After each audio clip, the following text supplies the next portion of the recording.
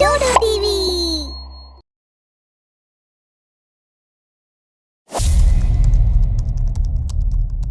அர்பிட் ஒரு அனிமேட்டர். அவர் தினமும் காலையில் எந்திரிச்சு அவரோட ஒர்க்கை முடிச்சிருவாரு. அப்புறம் அவரோட கலையையும் திறமையையும் ரொம்ப அழகா அனிமேஷன் மூலமா துல்லியமா கொண்டு வருவாரு. அவருக்கு இந்த துறையில 3 வருஷம் அனுபவம் இருக்கு. அவரு ரொம்ப குவாலிட்டியாவும் ரொம்ப நல்லாவும் ஒர்க் பண்ணுவாரு. இந்த அனிமேஷன் ஃபீல்டில் அவர் ரொம்பவே ஃபேமஸான ஒரு ஆளு. அவர் ரொம்ப அதிகமாக எஃபர்ட் போட்டு அனிமேஷன் பண்ணுவார். கிராமத்தில் இருக்கிற பரேஷ் வீட்டை வாடகைக்கு எடுத்து அதில் தான் ரொம்ப அமைதியாக அனிமேஷன் பண்ணிட்டு இருக்காரு. ஒரு நாள் வேலை செஞ்சுட்டு இருக்கும்போது திடீர்னு அங்கே பரேஷ் வராரு.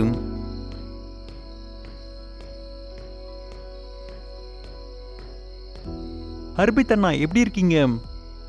நான் நல்லா இருக்கேன். நீங்கள் எப்படி இருக்கீங்க? இது வரைக்கும் ரொம்ப நல்லா இருக்கேன். எதிர்காலத்தை பற்றி எனக்கு தெரியல. என்ன சொல்கிறீங்க? நான் இன்னைக்கு கல்யாணத்துக்கு பொண்ணு பார்க்க போகிறேன். Wow brother, congratulation. நன்றி. ஆனால் இன்னும் அது கன்ஃபார்ம் ஆகலை. எல்லாம் நல்லதாக தான் நடக்கும். நல்லது.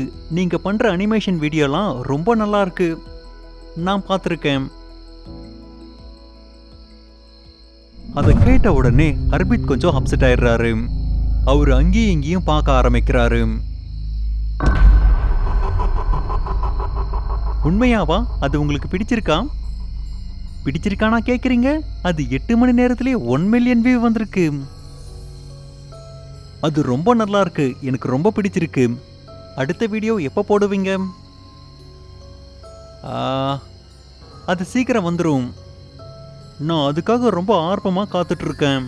ஓகே, நான் இப்போ கிளம்புறேன். சாயங்காலம் நாங்கள் திரும்பிடுவோம். நான் போனதுக்கப்புறம் கதவை சாத்திக்கோங்க. நாங்கள் திரும்ப வர வரைக்கும் வீட்டை பத்திரமா பார்த்துக்கோங்க. ஓகேவா? ஓகே, சரி சரி. பரேஷும் அவங்க குடும்பத்தாரும் வீட்டை விட்டு போறாங்க.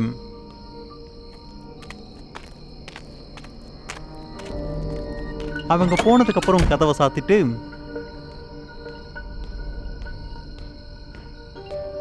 டேபிள் மேல வந்து உட்கார்ந்து லேப்டாப்பை பார்த்து பேச ஆரம்பிக்கிறாரு. 2 நாள் ஆயிடுச்சு.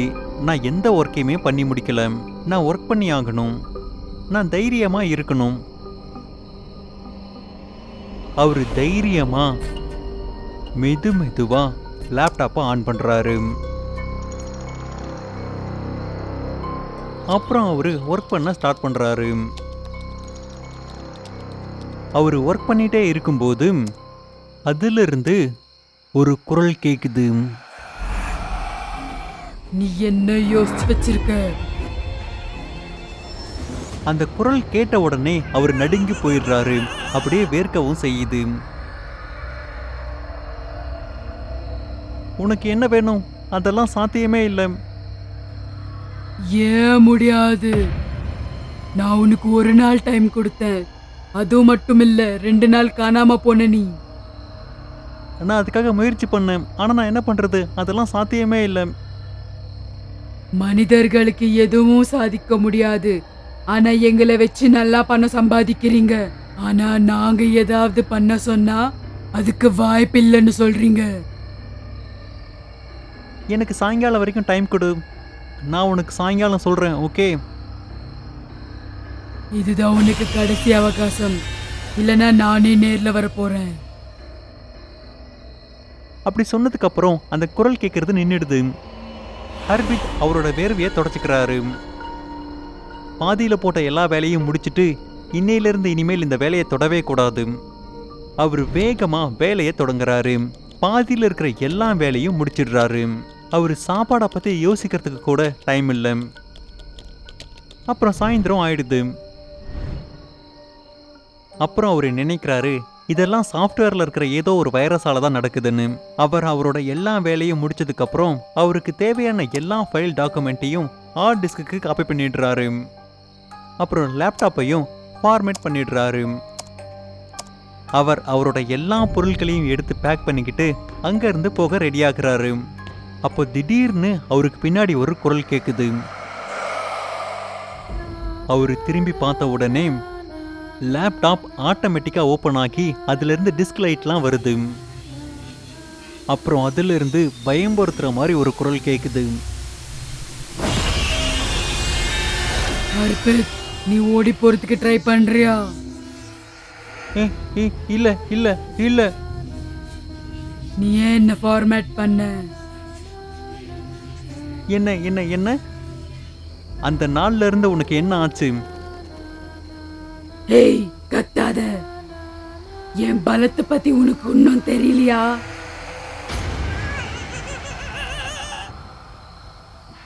அப்படி சொன்னதுக்கு அப்புறம் லேப்டாப்ல இருந்து 2 கை வந்து ஹர்பிட் அப்படியே லேப்டாப் பக்கமா இழுத்துட்டு போகுது.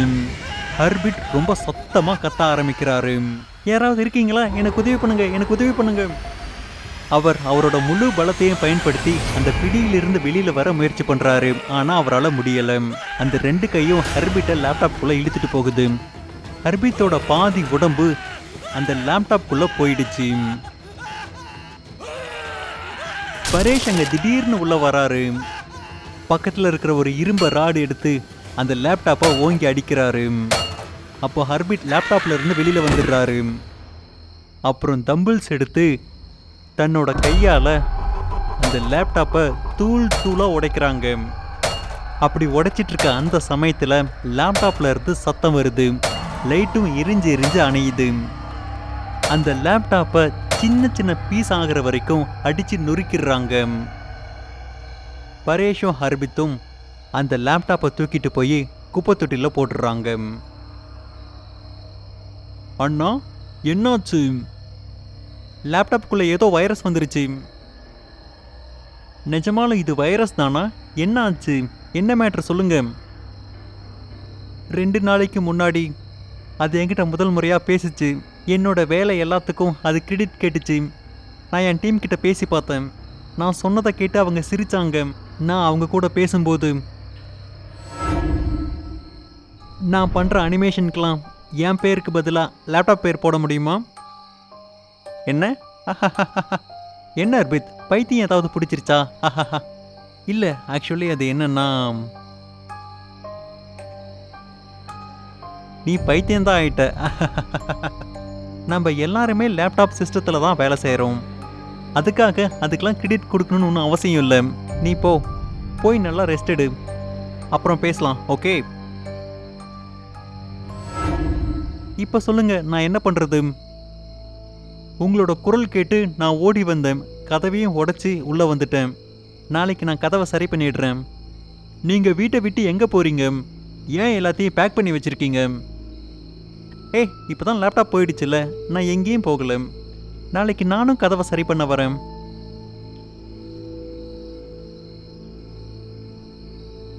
அவங்க லேப்டாப்பை தூக்கி போட்ட அந்த குப்பை தொட்டியில் ஏதோ ஒன்று விசித்திரமாக நடக்க ஆரம்பிச்சது.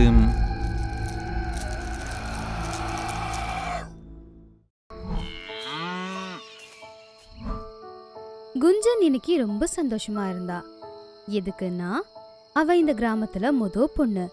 வெளியூர்ல அவளுக்கு கவர்மெண்ட் பேங்க்ல வேலை கிடைச்சிருந்தது. அவங்க அப்பா அம்மா பேங்க்குக்கு பக்கத்திலேயே ஒரு வீட்ல அவளை குடி வச்சுட்டு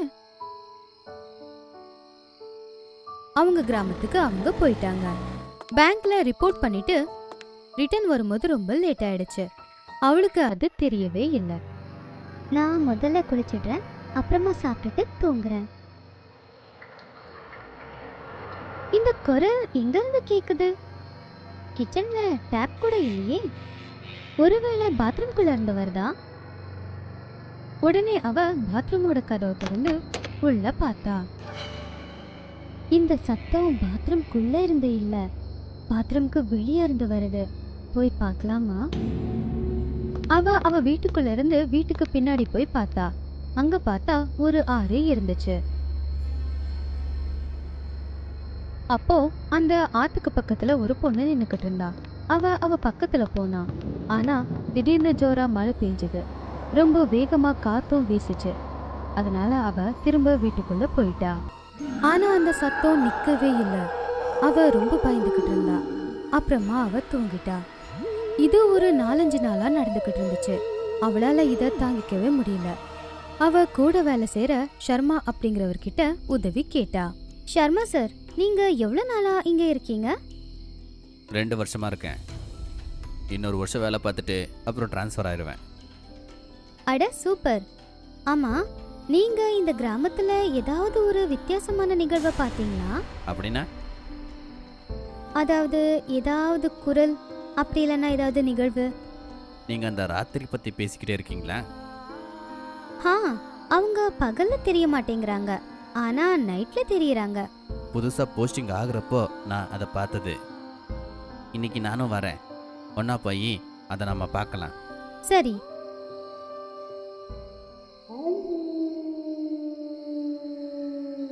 குஞ்சன் இன்னைக்கு நைட்டும் அந்த சத்தத்தை கேட்டு ரொம்ப பயந்து போயிருந்தா.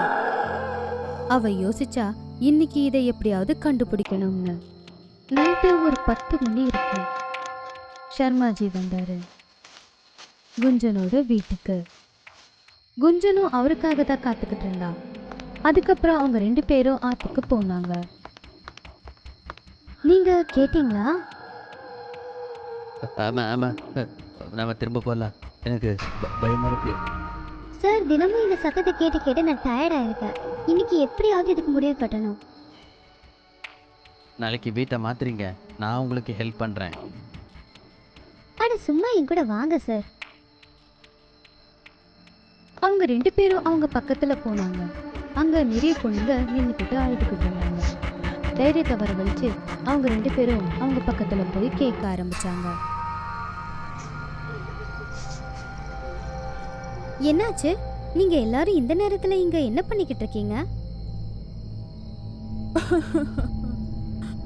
என் புருஷன் என்னை வீட்டை விட்டு துரத்திட்டாரு. எதுக்கு? உன்னையும் உன் புருஷன் வீட்டை விட்டு துரத்திட்டாரா?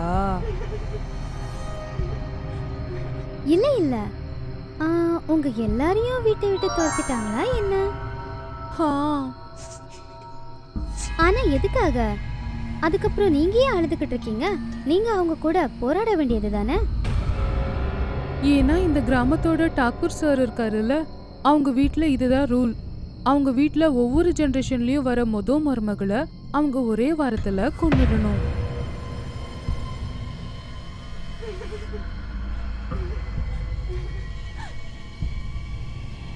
இது என்ன சம்பிரதாயம்? கொன்னுடுவாங்களா?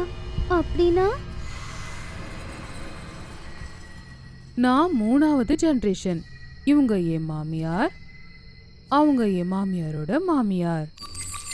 இது என்னுடைய மருமகள், இது மருமகளோட மருமகள், அது மருமகளோட மருமகளோட மருமகள். இவ்ளோ ஜெனரேஷனும் ஒரே இடத்துல எப்படி? எங்க எல்லாரையும் தான் கொன்னுட்டாங்கல்ல. அப்படி சொன்னதும் அவங்க எல்லாரும் பேயா மாறிட்டாங்க. இப்படி சொல்லி அவங்க காத்துல பறந்துக்கிட்டே இவங்க 2 பேரை சுத்தி சுத்தி வந்தாங்க. இப்போ ஷர்மாவுக்கு தலையே சுத்தின மாதிரி ஆயிட்டு அவரு கீழே விழுந்துட்டாரு. கஞ்சனுக்கும் இப்போ தலை சுத்துற மாதிரி தான் இருந்துச்சு.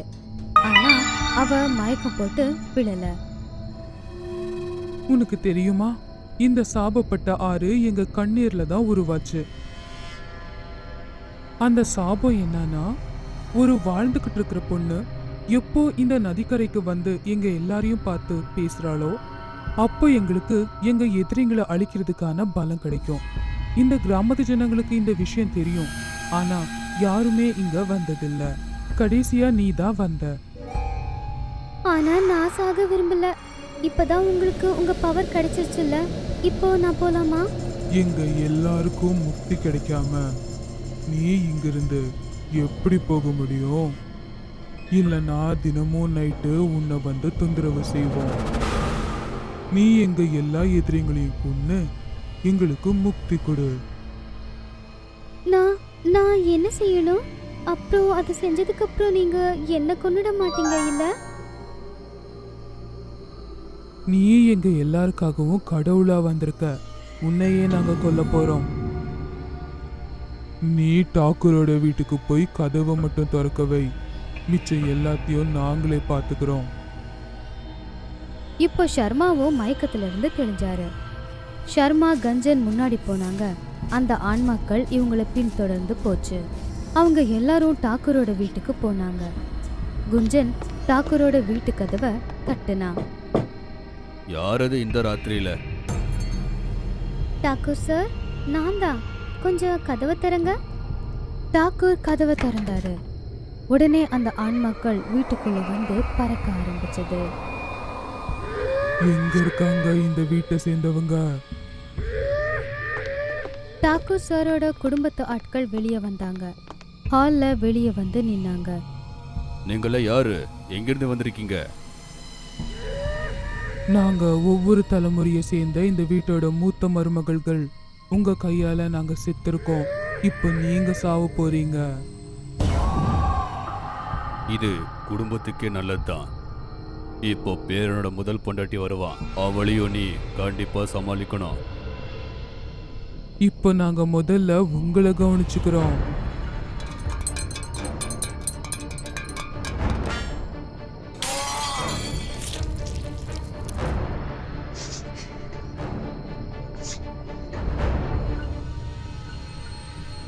இங்க பாருங்க, எங்களுக்கு தெரியும் இது கெட்ட சம்பிரதாயம்.